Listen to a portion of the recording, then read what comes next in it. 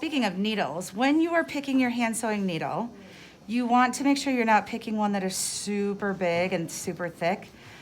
Even though you would think that it's easier to handle and work through the layers of the fabric, it's actually going to be a lot harder to use and manipulate. And usually the bigger the needle, the duller the tip. So that won't be as effective. Same thing, you don't want to go with a really small hand sewing needle because it's going to be too thin and not as sturdy. So I always like to kind of go for the in between the medium sized ones. All right, let's try this again. We're gonna cut our tail, not break our thread. All right, now the first thing we're going to do is what is called hiding the knot. So I just wanna go to my seam allowance. All right, I am on the back of my backing. Sorry, go ahead, Grace. That's what happens when you come tardy. You get to be in my video demo. All right, go to the seam allowance, and we go from the front of the seam allowance to the back. And we just pull it tight. Again, just hiding our knot. Now, what we're going to do is bring our binding over. So what our binding is going to do, remember it serves a couple purposes, all right? It adds some decoration to the front and to the back, all right? It holds our 3 layers of quilt together, and it covers up this stitch line here. So the binding has a lot of purpose, all right? But when we sew, again, we don't wanna see that stitch.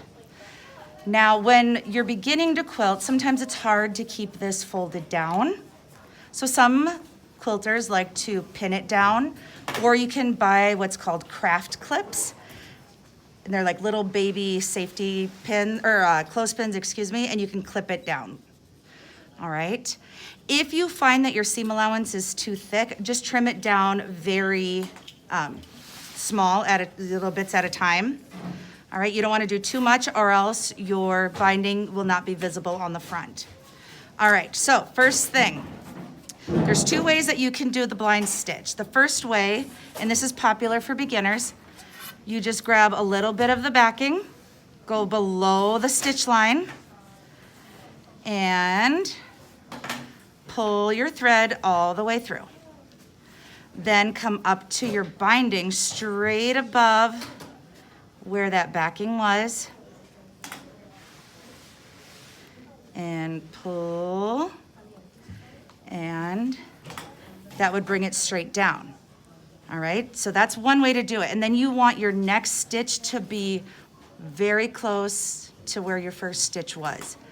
Because if we do them too far apart, our binding would look like this when it's done, and it would lift and you would see that.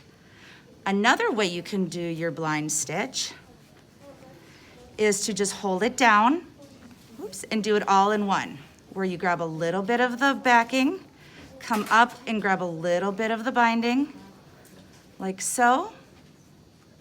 Oops, I can see my needle right there, so I know I need to come out a little bit.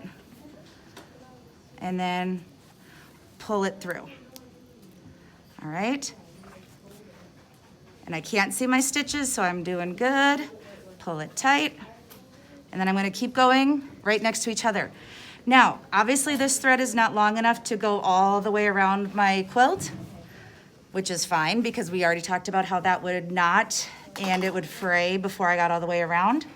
So I want to make sure that I leave myself enough room to knot off this thread. So when I need to knot it off, what I will do is push back the binding, and I'll just go through the seam allowance and do a couple knots through there.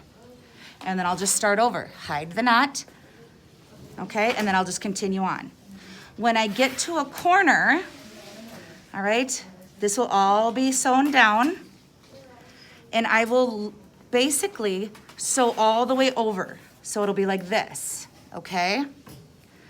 Then I will take my thread and my needle, and I will bring this corner over,